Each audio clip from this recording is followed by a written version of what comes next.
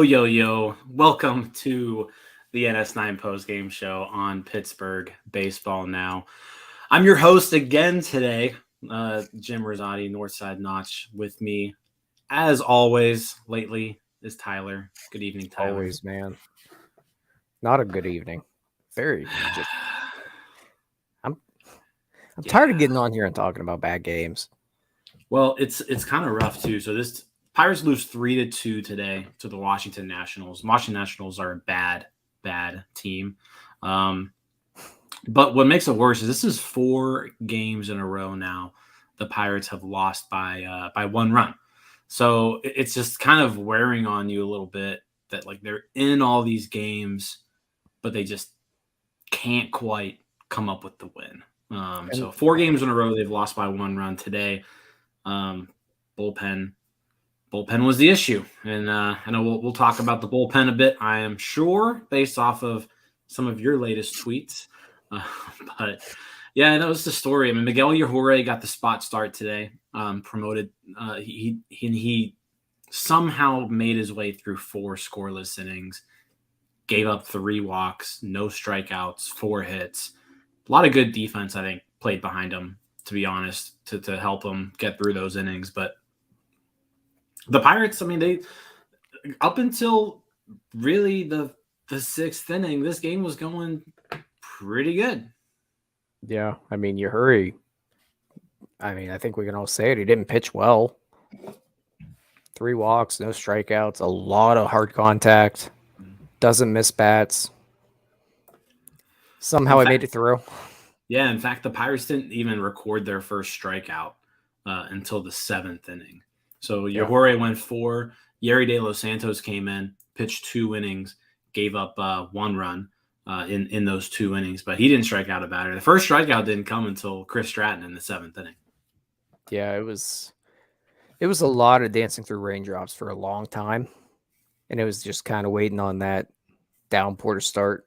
Downpour never really started, but man, this bullpen, it's not the first time it's happened lately either. It's starting to build up. And getting on here and talking about it's getting old. Yeah, and I want to bring it up because, like, I mean, the bullpen's bad. It's pretty well documented. If you look at any stat, any bullpen statistic, compared to the rest of the league, the Pirates bullpen is anywhere between 20th and 25th in like the categories that you would want them to be, ranked in. And imagine if they didn't have David Bednar. Right. I mean, David Bednar is kind of like a savior there. I think it was me and DiNardo were talking about that, one day was like this team without David Bednar, I don't know if they'd ever win a game. Like that's how important David Bednar is to him. But today, I think the confusing part to me is like, they got De Los Santos. He pitched 2 innings. He gave up the 1 run, but he got the team to the 7th inning with the lead. So Chris Stratton comes in the 7th. It's not like he came in and like mowed hitters down in the 7th, but he was able to put up a 0, right?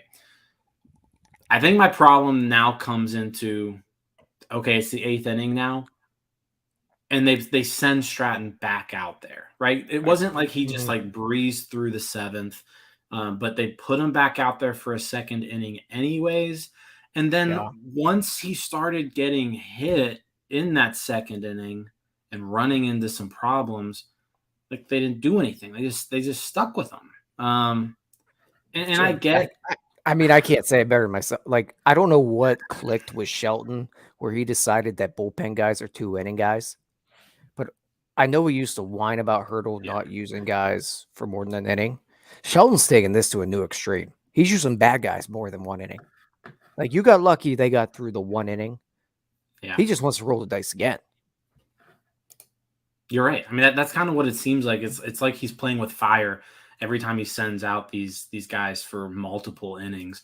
There's a few people who, I'm completely fine with doing it every now and then, especially if they're not in the lead, or if they like just come out and they just dominate for an inning, right? Let's say like they pitch a scoreless inning and they throw 8 pitches, right?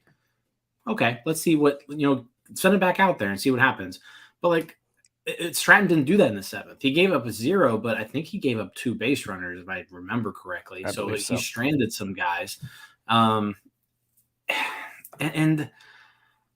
I get it that, and we'll get to this, the bullpen is weak, right? So you also run into the problem of, who do I even put in here, right? But like, even in the 9th inning, the Pirates were losing in the 9th inning, and Will Crowe was warming up. Why didn't Will Crowe pitch the 8th? Why wasn't he warming up in the 8th? Like, why was the 8th inning Chris Stratton's to win or to lose? Because like, Will Crowe was available. He was loosening in the bullpen in the 9th inning. Bucko Mike saying Crowe not available. Crowe was available. He was warming up. So it's like, if these guys are available, you got. And what's weird about this is, like, every other win that the Pirates have had this year, Shelton's managing it like it's game 7 of a playoff series, right? Where like he's managing it perfect. Like, the wins are managed perfectly in that he's setting up these relievers, and he didn't do it today. Like I said, you blow a game in the 8th inning, and I don't know if Bednar wasn't available, but Crowe definitely was. But at the end of the day, you blow a lead in the 8th inning, and neither Will Crowe nor David Bednar pitched. So you left your 2 best pitchers in the bullpen without throwing a pitch in a game that you should have won this game. Yeah, and I can understand it. I can understand if he wanted to save Crowe for the 9th because he didn't think Bednar was available. We don't like it, we know, but managers will manage. It is what it is. Mm-hmm. Why do you have to go Stratton for a 2nd inning? Cameron View has done nothing but get outs. Go with him. I know there's not much else beyond that, but you got to go another guy there. Stratton struggled in the 7th. I really would have liked to see View there. And there is also, we'll get there too. Shelton had a difficult day, I think, today. Yeah. No, I agree. And then, I hate to like bring his name up in like high leverage situations, but like Chase DeYoung has pitched well since being called up. Like, you've got him. Anybody other than like a pitcher who just pitched an inning, he didn't look sharp, but he got you through it. Like, why are we sending him back out there again? I don't get it. Yeah. I understand Beatty not being available. I understand if he didn't want to use Bednar, but like, Will Crowe hasn't pitched since Saturday. He pitched an inning on Saturday. So like, if you absolutely need to, I have a lot more faith in Will Crowe going 2 innings than Chris Stratton at that point. Like, if you needed to get 2 innings out of somebody. And to go back to Shelton's obsession all of a sudden with going with these guys for 2 innings, there's a reason they don't go 2 innings, and there's a reason they're not starting pitchers anymore, because if they could, they'd be starters. These guys aren't built to really go that long unless they are really good. Like, I understand going David Bednar because he's an elite relief pitcher. I understand going Will Crowe because he's shown that he can do it this year. Chris Stratton and De Los Santos, I can pass on that. We got the 1 inning out of him. Let's move on. But that also goes back to the fact that this GM has done nothing whatsoever but ignore the fact that he cannot build a bullpen to save his life. It's an embarrassment. This is the cheapest, easiest way to build talent on a ball club, and he just has turned his nose up to it and just keeps rolling with what he's got. It's pathetic. He should be ashamed of what Shelton has to deal with. I mean, the one bullpen acquisition you can kind of point to from this offseason, there was one major league signing, and it was Heath Embry. And we're June 27th. He's already been released, right? That's how bad of a signing that was. But no, you're absolutely correct. I mean, you've got a lot of people in this bullpen, like Austin Bryce. I didn't even know who Austin Bryce was until the other day. Yeah. I mean, I knew who he was, but I was just like, there's no way this dude's actually going to throw a pitch on this team. And yet he got an inning. But yeah, I mean, you've got a few guys up there. Like I would like to see more of Cam View. We saw De Los Santos pitch with a lead today. So that, I like kind of giving him an opportunity there. Like I said, Cam Views look good in his limited time.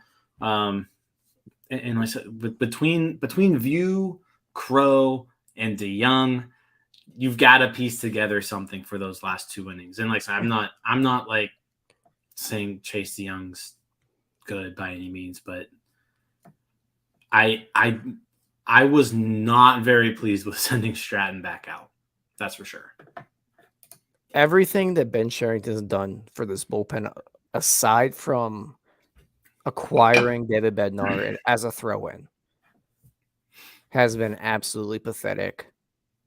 And he should be ashamed of what he throws out there every night, because he's got a bunch of guys that throw low 90s, barely anything off speed. And he's just okay making Derek Shelton throw them because he's got nothing else. It's pathetic. At least Neil Huntington would just acquire a bunch of dudes that threw 100. Could they throw strikes? No. Like, Caminero almost killed people, but he could throw 100. That is true. And he had one year where he had like a 3.50 ERA. That was good enough. Yeah. He doesn't have enough guys that can get outs. It's not that hard to find guys that can get outs. Go find some failed starters that aren't named Tyler Beatty and put him in the bullpen. This isn't hard. He's not even trying that. Yeah, I think that's one thing that the Pirates have kind of lacked in just in their history that I can think of, like recent history, is I feel like they need starting pitching so bad that like those borderline starters, they just start them until they're out of the league. Basically, they don't even really try to convert them to relief pitchers like a lot of other teams, I'm not even asking you to convert them. I'm just asking you to go acquire them. Find the guys off the scrap heap. He's not even doing that. He's just ignoring the position. He's ignoring his bullpen. And they have lost probably how many games in a row have they lost? 4? 4 games in a row, all by one run. Yeah. At least from the top of my head, 2 of them are because of the bullpen, because there's nothing to deal with. Yeah. This team could be like Bednar, but you can chalk that up to Bednar being overused. Yeah, that comes back to the fact that you have nobody else that can get to Bednar. Or at least you can't get Bednar out there in a high leverage situation and then go somewhere else against the weaker spot of the lineup, because there's nobody else that can get an out. Because Ben Cherington has been atrocious at this part. That was my rant for the night. That was your rant.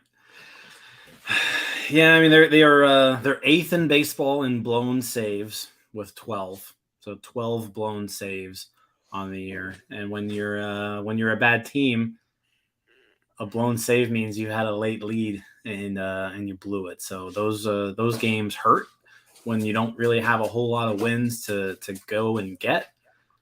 So yeah, today actually blown save number 13. So 13 blown saves now. And it's not even like last year where we're hiding guys that are Rule 5 dudes. Mm-hmm. No, they just I don't even know where these guys came from at this point. He just got them at one point, and he's afraid to get rid of them because he wants to preserve every freaking 40-man spot ever created. God, it's frustrating.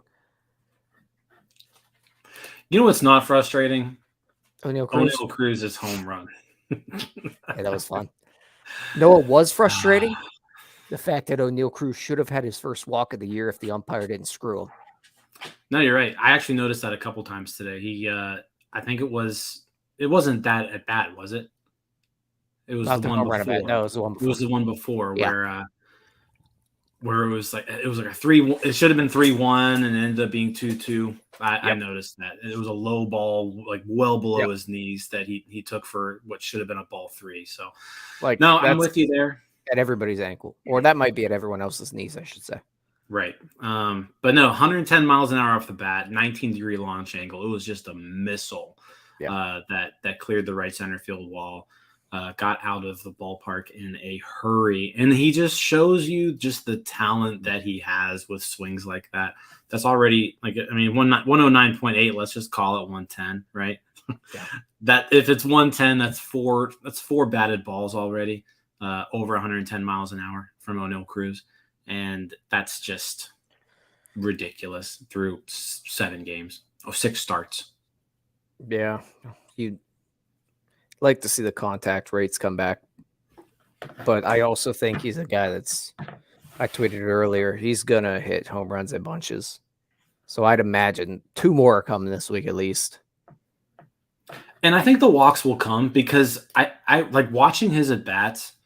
It's not like he's out there putting together poor plate appearances. Pitchers are like legitimately just throwing him strikes right now. He's seeing a lot of off-speed stuff, but I think like the walks will come because I'm not seeing him like chase things.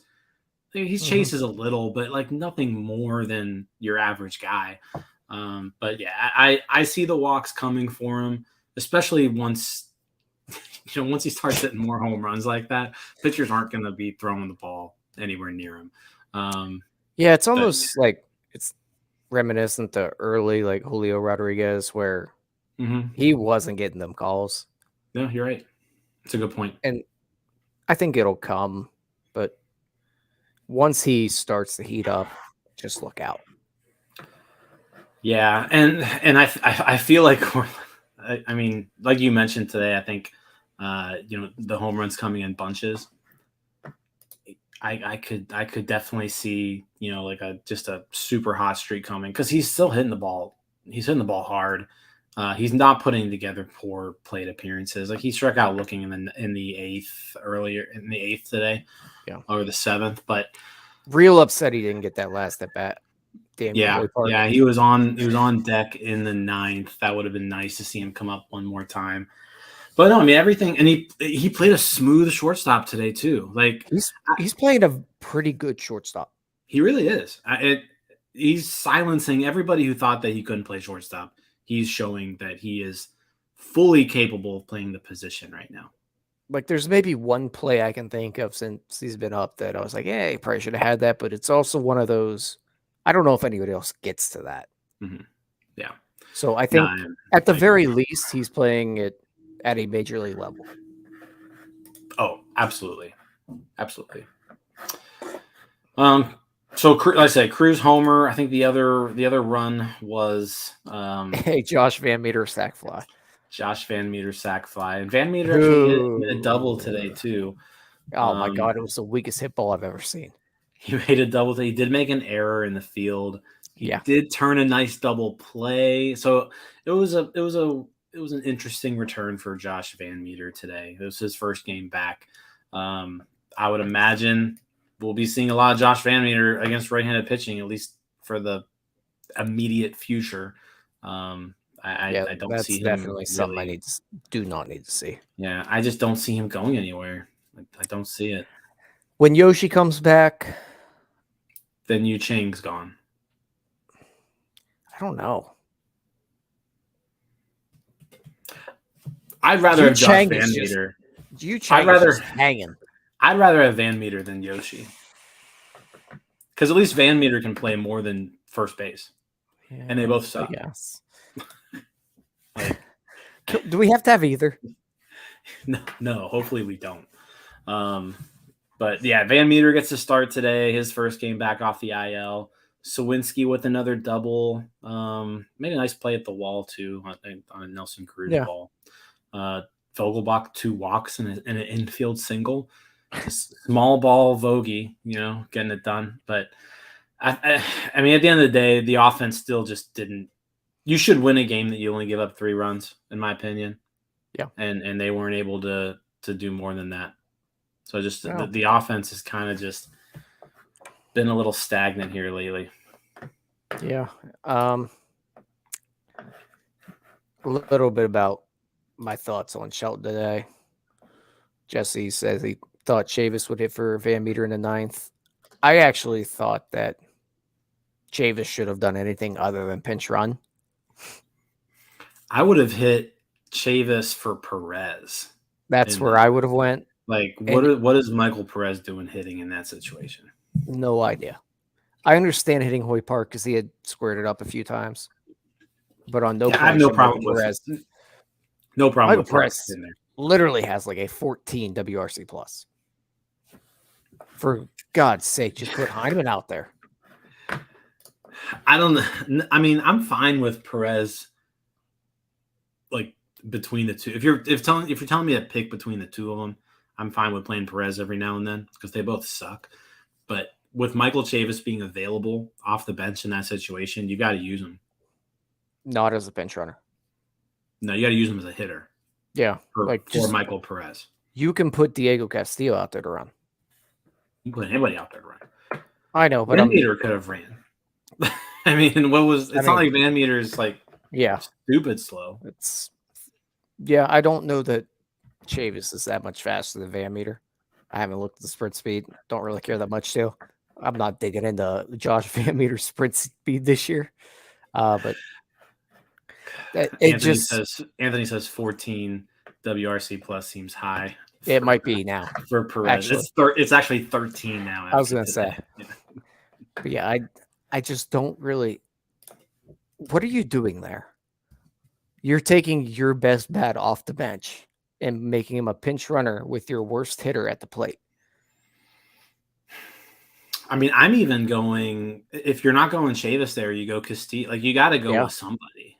Yeah, somebody's got to go. You cannot let Perez hit there. He has 10 hits this year. It is June 27th. He has ample opportunity. He's bad. Yeah, he is not good at all. I don't. If this is a competitive team, I'm losing my mind right now. I bet Yu Chang over Michael Perez.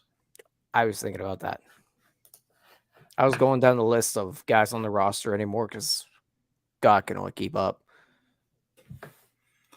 Josh Van Meter, 13th percentile in sprint speed, by the way. I didn't realize he was that slow. He's that bad. He's that slow? That's really slow. Okay, then run Diego. Run a pitcher, for God's sake. That's true. Just put a pitcher in there. Well, I mean, in that spot, maybe not, but... Yeah, Castillo's 52nd percentile. So you run Castillo. What's Chavis? While you're at it. I bet Chavis is a little higher because I think he actually has like a bolt this year. Bolt. I'm now familiar with what bolts are, all because of Oneil Cruz. So Chavis 89th percentile sprint speed. More valuable at the plate to me. Although I know it's a righty-righty matchup. He's not great there. Better than Perez. Perez is a pitcher at the plate. You might as well have just bunted him. Yeah. No, I'm with you there. It was a perplexing game from a managerial standpoint, from the bullpen decisions to the 9th inning situation there. I don't know. You got anything else to talk about? How about Miguel Yajure? Let's spend like a minute on Miguel Yajure. I know we just mentioned his stat line, but he got results today. I just don't know. Like the stuff is just, as opposed to Tyler Beatty's very Clay Holmes like stuff, right? According to Mr. Beatty. Miguel Yajure's stuff is definitely. Why are we talking about Miguel Yajure when we could be talking about the fact that you have been blocked by every single family member of a Pirates player?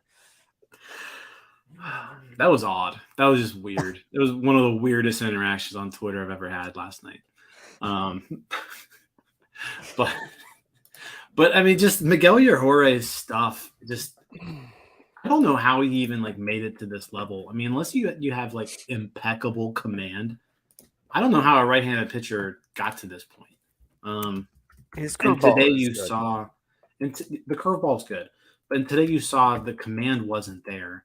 He was The still command has able to get not been there results. since he came here. Yeah. No, I mean it hasn't. Well, his first year, I felt like he like attacked hitters, but then he got rocked. This every time we've seen him this year, the command's not there. Like he's walking a lot of batters. Like I said, today decent results, but his strikeouts per nine now, 2.51. Like you can't you're not going to be a major leaguer in today's environment with numbers like that.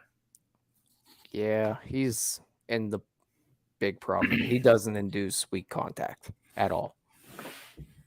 Like he will kill you if you have to put him out there for a year. I liked Yajure. I like him a lot less now.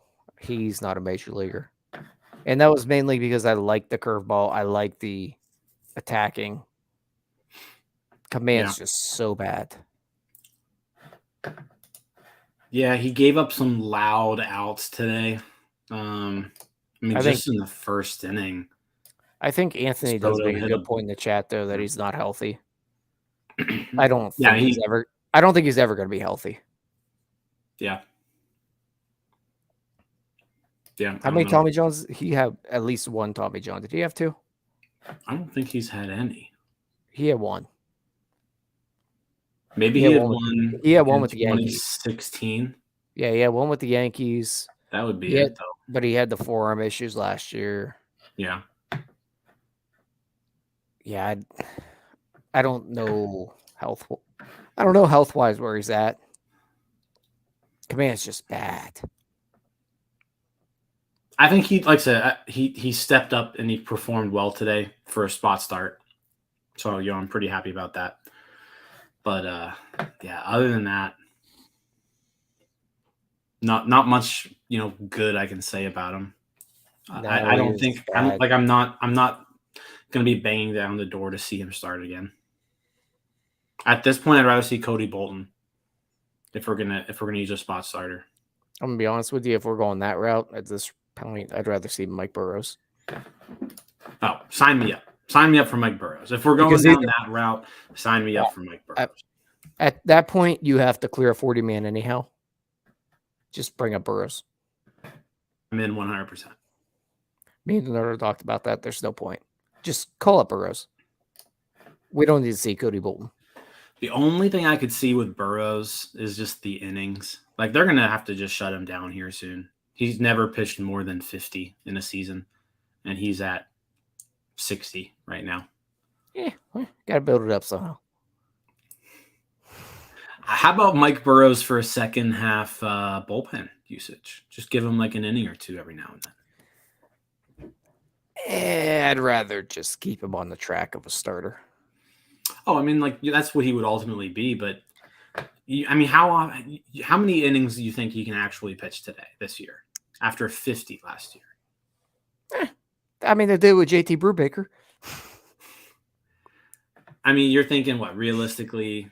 Yeah, he's 90, like 90 at tops. Yeah, probably. I mean, and then next year is the year where you can push like 120, hopefully. Yeah, that's annoying. Yeah, but that's what happens when he gets hurt. I guess, but like, come on, let's stretch these guys out a little more. I get that. But I mean, if we sign me up for a second half Mike Burrows bullpen usage, if the innings have to be limited, give me 20 innings of Mike Burrows in a bullpen out of the bullpen. I don't know, like pumping 101. I watched Brandon Finnegan just like lose his career as a first rounder, going to the bullpen right out of the College World Series. And that just scares me for some reason. So many people do it, and it works for a lot of people. For the Brewers. For the Brewers and the Rays. Rays do it. Yeah, I guess, but I mean, And those are the teams that we need to emulate. Like those are the I two guess, teams. but at the that, same we time, need to be them. I know how I am. I'm gonna sit here and watch him throw like 5 straight scoreless and be like, "Why is this guy not in the rotation right now? Give me a spot start." Yeah. And then you give him a spot start at the end of the year. You reward him with like a nice little Roansy Contreras 3 scoreless inning outing to start the last game of the year. I don't. This team needs too many high leverage situation pitchers right now. So I don't know if I want to put his arm. I don't know if I want to put his arm through that right now. Just give him 1 inning at a time, high leverage. Do you trust Derek Shelton to do that?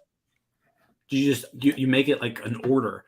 Like you aren't using him more than 1 inning, and you're pitching him every 4 days.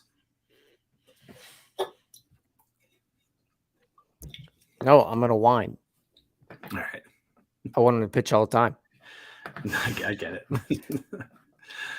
All right. Well, again, Pirates lose 3-2. You got anything else to add? No, let's get the hell out of here. Real quick, tomorrow we've got 7:05 game. Can't hear you.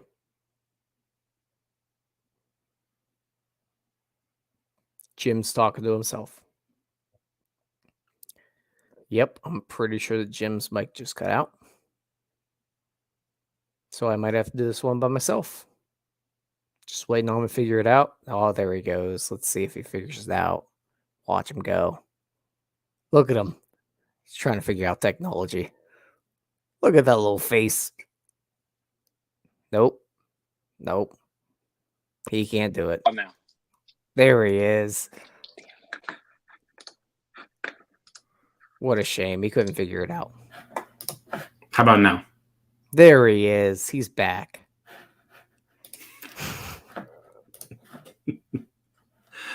I can't hear you. You can't hear me. I can hear him. Take us away, Tyler. All right, we're going to wrap it up, even though I can hear him. He can't hear me, but whatever. He's a grandpa, as AK says. We're going to go ahead and throw that in the chat real quick just to make sure everybody can see it. And we'll go ahead and wrap this up. Pirates lose 3-2. Or sounds about right. Yeah, I don't know. Game sucked. Did you bump the space bar, Jim? Probably not. He just doesn't know what he's doing. All right, we're out of here. Peace out, Girl Scouts. And as Jim says, later, guys.